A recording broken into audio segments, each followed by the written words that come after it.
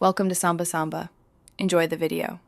You start right now by confirming your iPhone model and iOS version so you know which battery firmware applies.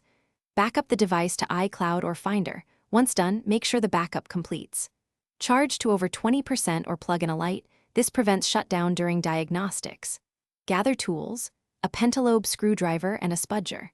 These first steps avoid data loss and allow safe disassembly. Do not proceed until backup and charge are verified. Once done with prep, check settings battery health and read the unverified message. Note any serial mismatch. Power the iPhone fully off. Remove the display gently, work slowly to avoid tearing flex cables, and disconnect the battery connector. Document connector positions with clear photos. This helps if connectors look similar.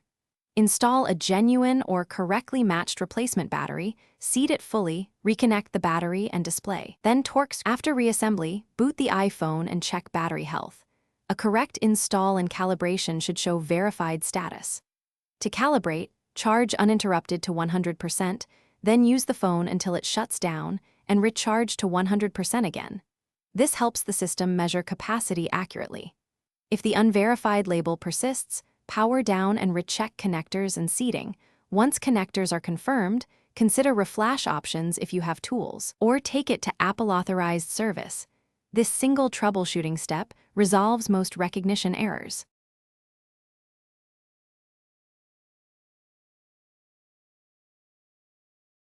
Thanks for watching.